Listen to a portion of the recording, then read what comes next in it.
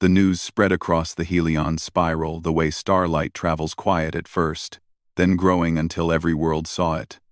A wandering fleet was approaching the central trade lanes, a fleet not of merchants, soldiers, or explorers, but refugees.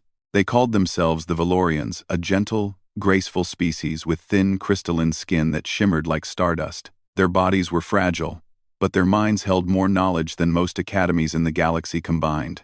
They came from a world of floating forests and bright crystal rivers. But now, they had no world at all. A cosmic event, a shimmering wave of unstable light, had overtaken their home system. They had fled before it reached them, leaving behind monuments, memories, and the gentle glow of their old sky. All they carried now were their children, their history, and their hope. Yet as their ships traveled through the galaxy, they found that hope growing smaller each day. The first world they approached, Corin Prime, was famed for its culture of unity. At least, that was what its leaders claimed. But when the Valorians asked for temporary shelter and basic supplies, Corin Prime simply sent a short broadcast. "We cannot accommodate you." No explanation, no compassion.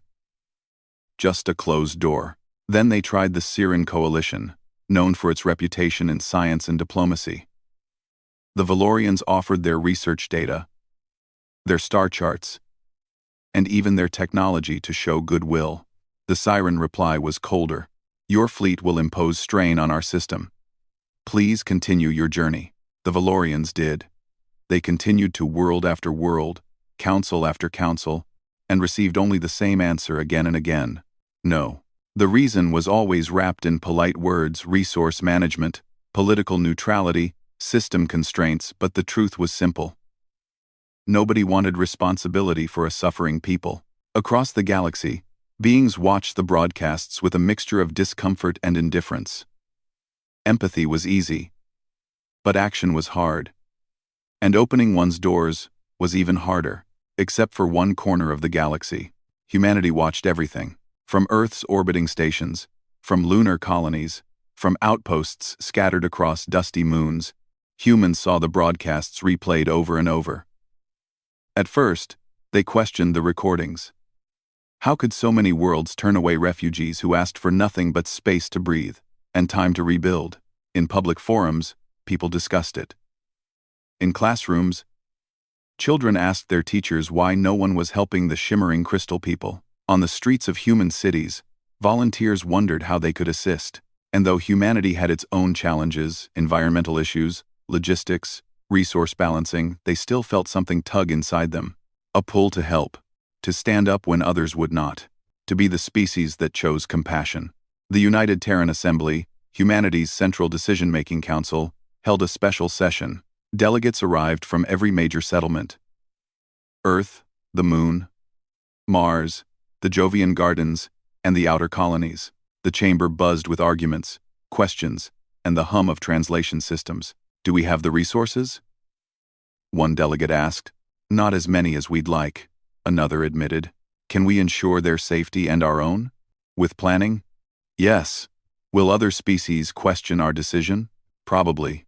The debate stretched on for hours. Humanity had never hosted an entire refugee fleet before. It was not a small promise. It was a commitment that would require time, coordination, and trust. But something remarkable happened. For the first time in years, every delegate agreed humanity would open its arms. A message was drafted, translated, and carefully reviewed. Not for political perfection, but to make sure it carried warmth. To make sure it felt like a hand reaching across the dark. The message read, "To the Valorian people. If the galaxy has closed its gates to you, then we will open ours. You are welcome in the Sol system. You are not a burden. You are guests. And we will help you find home again." The humans didn't just send the message, they prepared for the arrival. Beacon Station, orbiting peacefully above Earth, transformed itself in 24 hours. Engineers reconfigured docking ports to match Valorian designs. Restaurants added low-light meal stations because humans had learned Valorians processed light differently. Teachers volunteered to offer language lessons. Families offered to host visitors. Medical teams studied Valorian biology to ensure proper care. Everyone helped, in ways big or small. When the Valorian fleet finally approached the edge of the Sol system, they expected the same cold greeting they'd received everywhere else. Defense ships, warnings, charges of trespassing. Their scanners detected ships approaching, and they braced themselves. But something was different.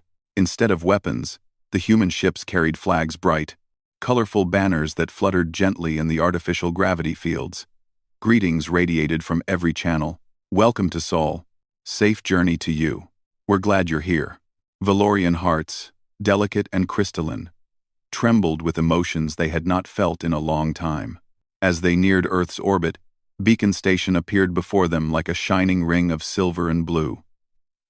Human diplomats waited inside, wearing soft tones and friendly expressions. They held no ceremonial weapons, no masks of authority, just open hands. The Valorian leader, a being named Aerolis, stepped onto Beacon Station with cautious steps. Her skin glowed faintly with soft blue light. She expected to be questioned, inspected, maybe even challenged. Instead, a human diplomat named Mara stepped forward with a warm smile. "Welcome," she said simply. "We are honored that you are here." The words were simple, basic, but they carried a weight that hit Aerolis harder than any rejection she had received. The Valorians were guided to safe living quarters, rooms prepared with soft light, quiet environments, and gentle temperature shifts that suited their sensitive bodies. Human volunteers made sure children had toys crafted from harmless materials. Human musicians played soft melodies that mirrored Valorian harmonic tones. For the first time since leaving their world, the Valorians slept without fear. Humanity's hospitality spread across the fleet like warm fire. Valorian doctors met human doctors and exchanged knowledge freely. Engineers admired each other's creations. Children from both species laughed together. Despite not sharing a language, the galaxy might have rejected the Valorians, but humanity did something different, something rare. They made room. They made space not just for bodies, but for feelings, hopes, and dignity. And slowly, as the Valorians settled into their temporary home within the Sol system, they realized a quiet truth. Humanity wasn't helping them because they wanted something in return. Humanity wasn't helping them because it was beneficial. Humanity wasn't helping them because it improved their reputation. They were helping because it was the right thing to do. And sometimes, that was enough. The Valorians looked out from the observation windows of Beacon Station at the blue planet below Earth, with its swirling oceans and growing cities, and felt something they thought they had lost forever. A sense of belonging. A sense of being wanted. A sense of home beginning to take shape again. The first days inside the Sol system passed like a dream for the Valorians. For so long, they had lived with fear. Fear of drifting endlessly. Fear of being unwanted. Fear of slowly fading into the dark. But in humanity's care, that fear began to melt away like frost touched by sunrise. Beacon Station became the heart of their temporary home. Its bright corridors, clean surfaces, and soft humming of energy lines felt strangely comforting to the Valorians. Human engineers even adjusted the lighting systems to create gentle color cycles that matched Valorian circadian rhythms. Small details, perhaps, but details filled with thoughtfulness. Everywhere they went, humans greeted them with warm smiles, curious eyes, and patient gestures. Some humans were shy at first. Others were excited. Children were the boldest, running up to the shimmering visitors, eyes wide with wonder, asking countless questions with innocent enthusiasm. One afternoon, a group of Valorian children visited a human learning center inside Beacon Station. Their caretaker, a soft-voiced Valorian named Elira, watched nervously as the children approached the classroom door. She wasn't sure how human children would react, but the moment the door opened, laughter filled the room. A young boy named Milo waved excitedly. "You're the Crystal Kids," he said, unaware of how funny that sounded. The Valorian children giggled, their translucent bodies flickering with joyful light. The human teacher, Miss Arden, welcomed them inside. She spoke slowly so the new students could follow. "You're all part of our learning family today," she said. "Let's explore stories, shapes, and stars together." And they did. They drew pictures, solved simple puzzles, and shared harmless cultural games. Elira stood by the doorway, her heart glowing softly. It had been years since she had seen Valorian children interact freely, without fear or tension. This was what safety felt like. This was what hope looked like. Meanwhile, on the engineering deck, human and Valorian scientists began their own collaboration. Although their species looked nothing alike, their minds worked in surprisingly compatible ways. Dr. Marin Torres, a human astrophysicist, spent hours studying the Valorian star maps. Their data was beautiful patterns of light encoded into crystalline matrices. When held up to illumination, the maps almost seemed alive.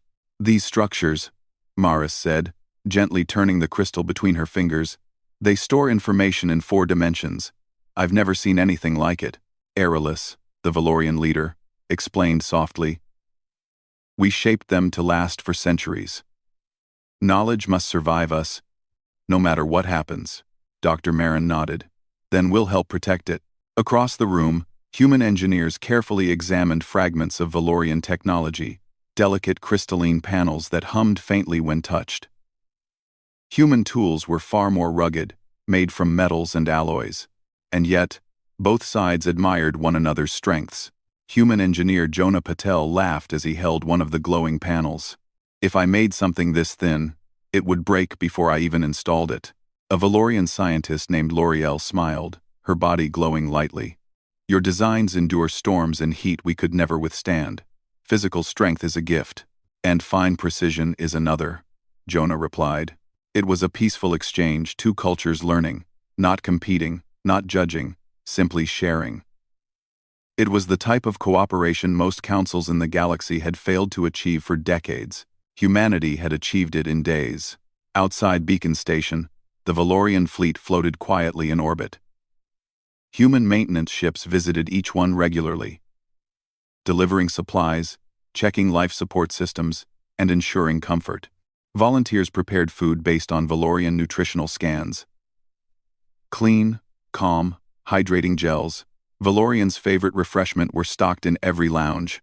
One of the most touching moments came when a group of human gardeners invited Valorian botanists to visit Earth's floating greenhouse in orbit. With gentle care, they guided them through rows of plants, vines, flowers, vegetables, and small fruit trees.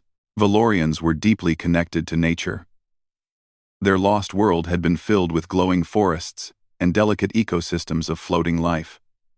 When they saw Earth's plants, simple, green, and grounded, they were unexpectedly moved. They are rooted, Aerolis whispered, touching a leaf.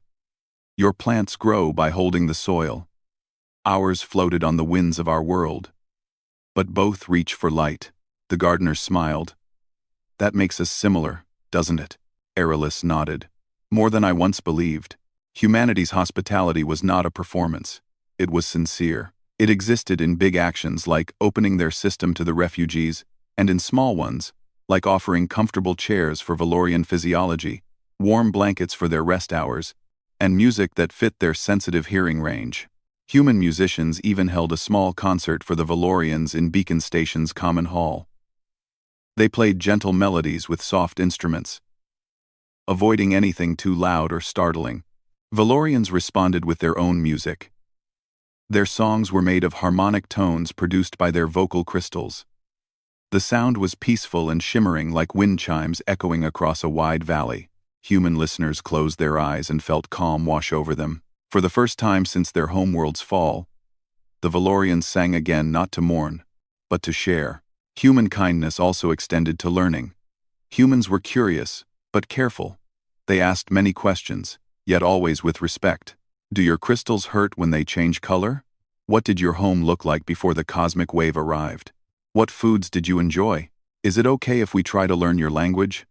Valorians answered with patience, surprised by how gentle the curiosity felt. They had expected suspicion, interrogations, forced explanations. Instead, they found listeners, people who wanted to understand, not judge.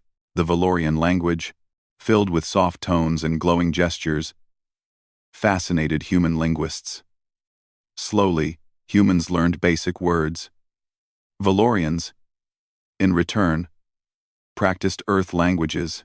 When Aerolus spoke her first full sentence in English, the humans around her clapped in delight. "You sound wonderful," Mara said. Aerolus's body shimmered with warm gold. "I feel welcomed." Not everything was perfect, of course.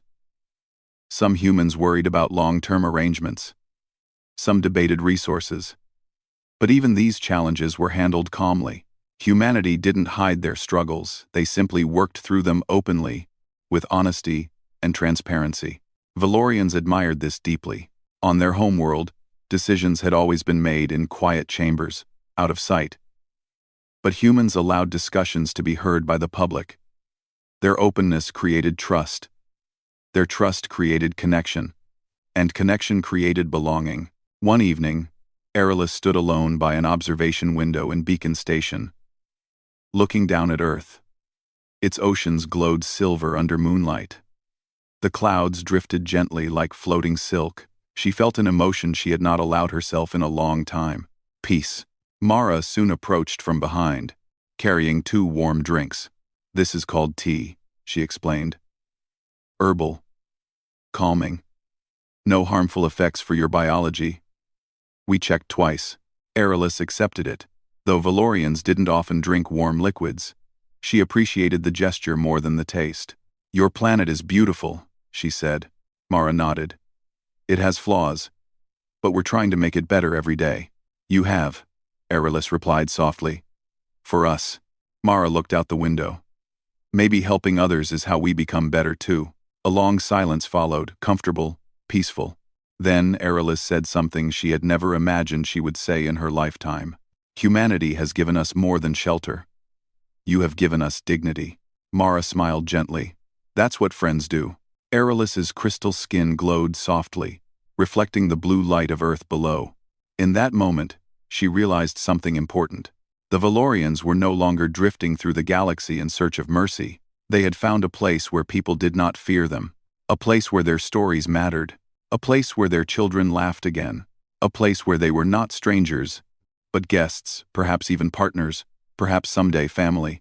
Humanity had opened its arms, and the Valorians, once rejected by countless worlds, had finally stepped inside. The days aboard Beacon Station turned into weeks, and in that time, the relationship between the Valorians and humanity deepened. What had begun as a simple act of hospitality was now evolving into something far more profound. The Valorians were no longer just refugees. They were teachers, scientists, artists, and friends. And humanity, in turn, was learning lessons from them that no school could ever provide. The Valorian scientists, with their advanced knowledge of space and the universe, quickly became some of the most respected minds aboard Beacon Station. But instead of keeping their discoveries to themselves, they shared them openly with the humans. It was an act of pure generosity, one that stunned the human scientists who had long been taught to keep their findings within their own species. Dr. Marin Torres, the human astrophysicist who had first worked with the Valorians on their star maps, was one of the first to see the true potential of their knowledge.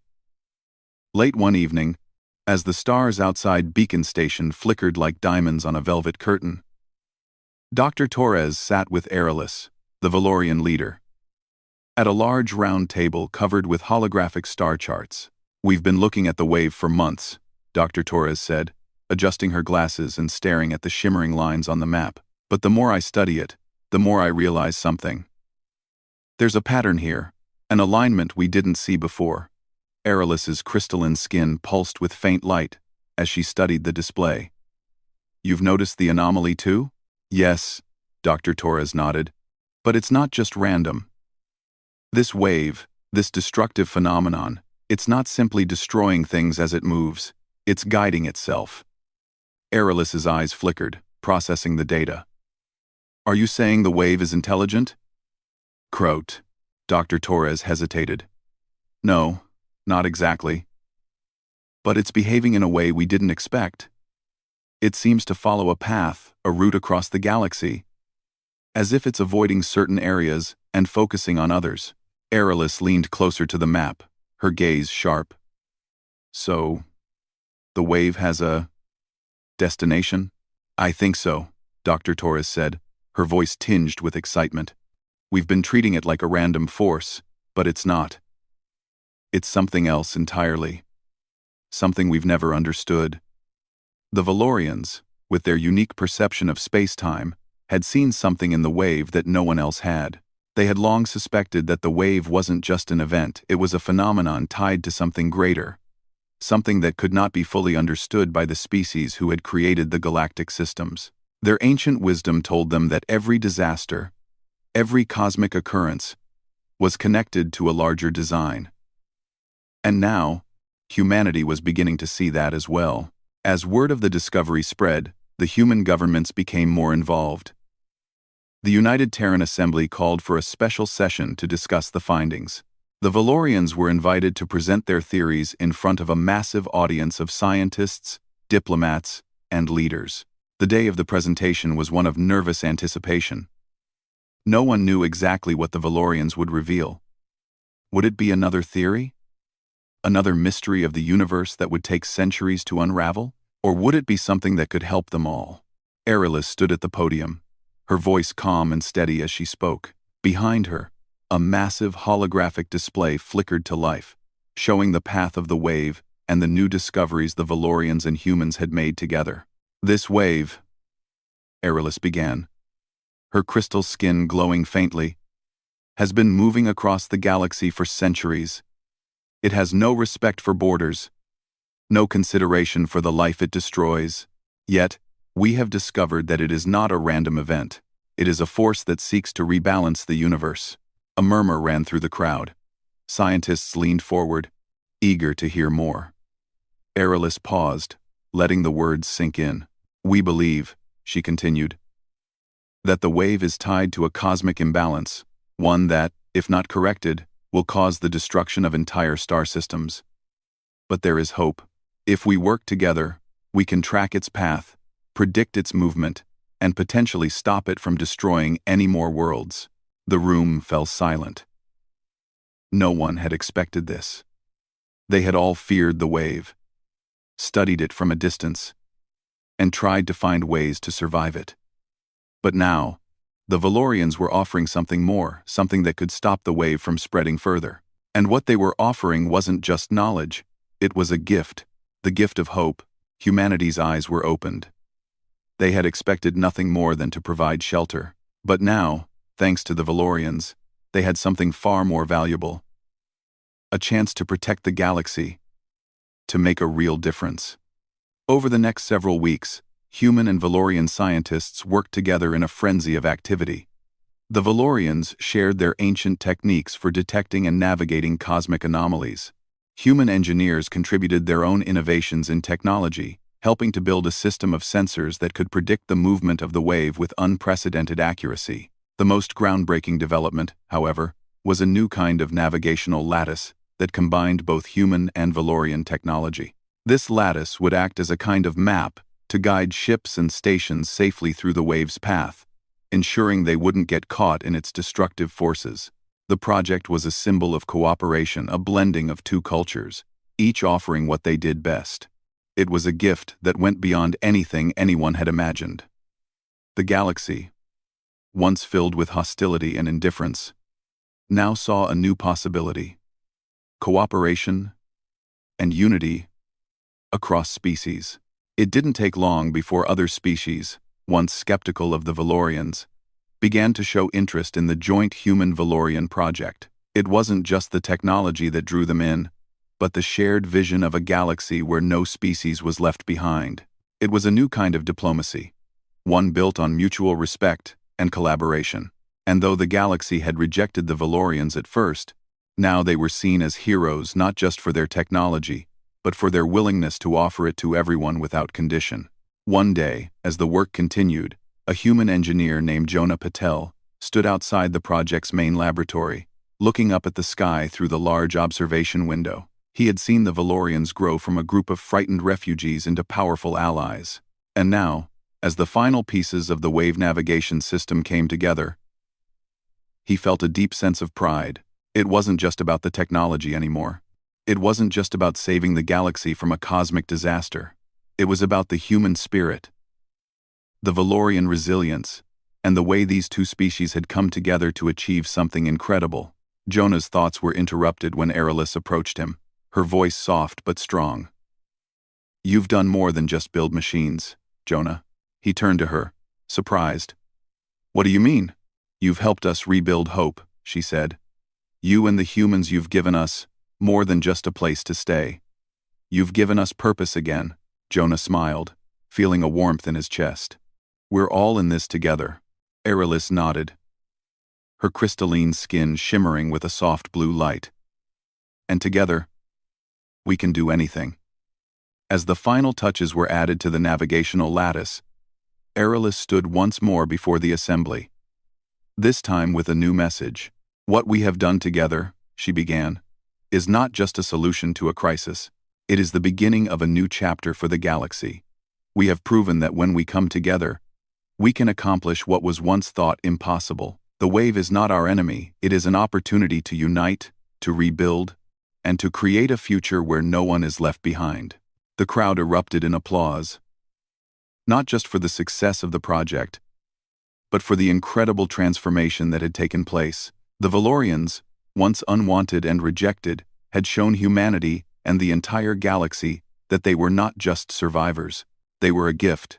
And so, with the wave navigation system in place, humanity and the Valorians watched as the galaxy began to change. The stars seemed a little brighter, the future a little less uncertain. Together, they had created something that would last, something that would protect not just their worlds, but all worlds.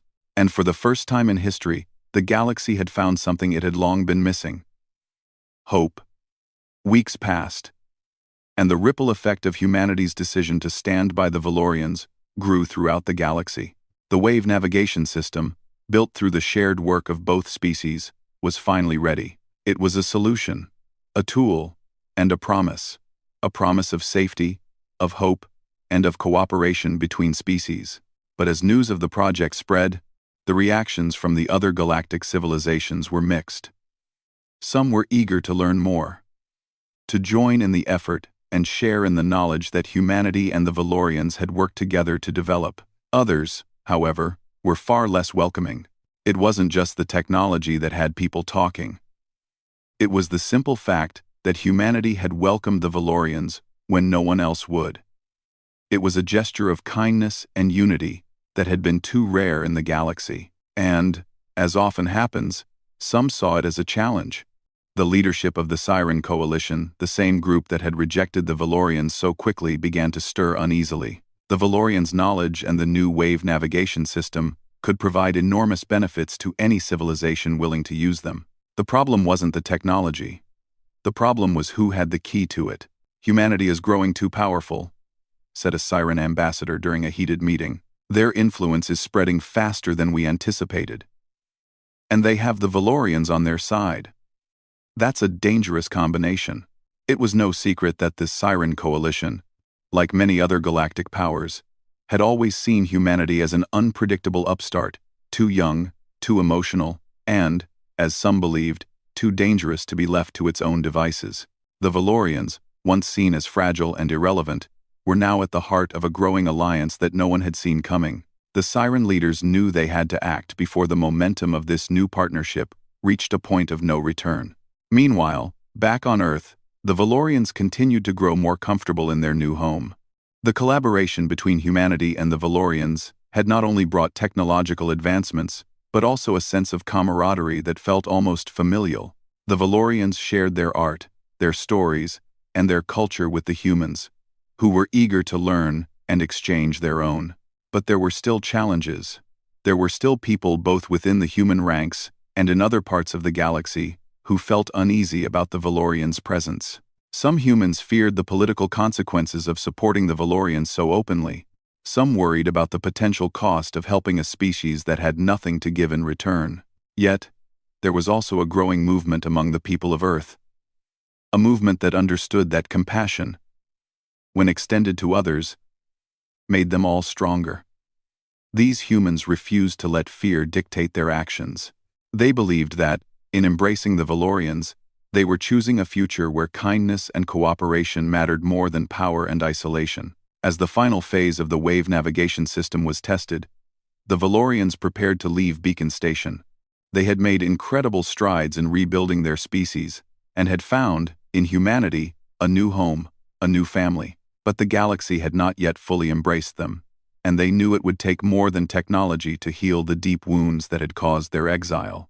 Aerolus stood at the edge of the observation deck aboard Beacon Station, gazing out at Earth below. Her mind was filled with memories of the past, of the world they had lost, and of the many others they had passed by on their journey.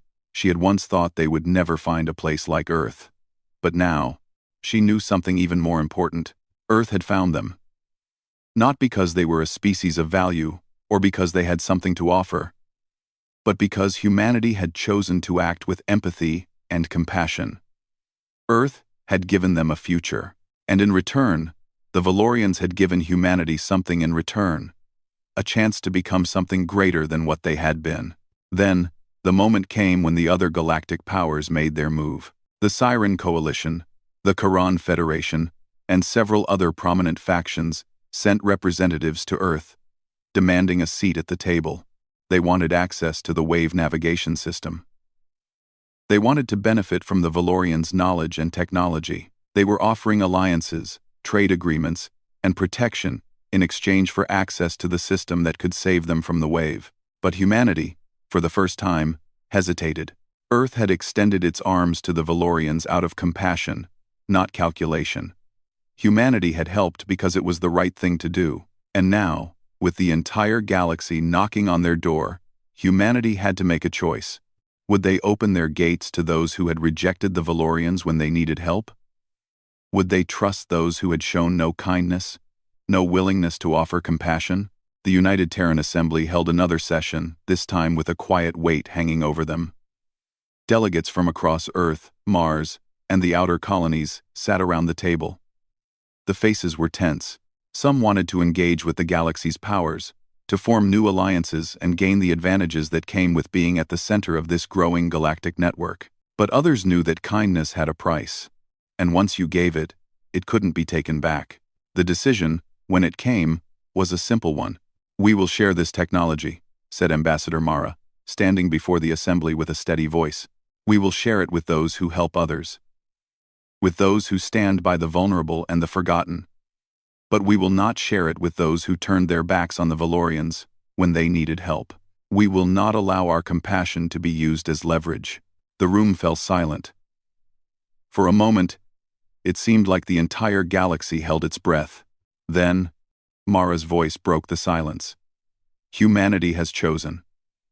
We will help those who need it, but we will no longer be manipulated by those who only seek power." The decision was final. Humanity would not be swayed by the power players of the galaxy. They had offered help to the Valorians not to earn favor but because it was the right thing to do, and they would not let anyone twist their kindness for their own gain. The other factions, stunned by the decision, withdrew, unsure of what to make of it. The Valorians, who had feared they would be abandoned once again, now stood side by side with humanity. They had found a home, a place where their knowledge and history were valued, not for what they could provide, but for who they were. And as Earth turned its attention back to the future, they saw the stars in a new light. They had made their place among them, not through force, but through the quiet strength of compassion. In the end, the Valorians and humanity did not need to prove their worth to the galaxy. The galaxy had already seen what they were capable of, and that was enough. The universe had many wonders, many secrets, and many challenges. But humanity and the Valorians had already learned the most important lesson of all. Compassion was not weakness, it was strength. And it was a strength that no one, not even the entire galaxy, could ignore. With the wave navigation system in place and a future secured, humanity and the Valorians turned their eyes toward the stars together. And in their shared future, they found something that no one had ever expected. A galaxy united by hope. A galaxy united by the willingness to care. And in that unity, they knew they would face whatever the universe had to offer not as strangers, but as partners. Not as competitors, but as a family.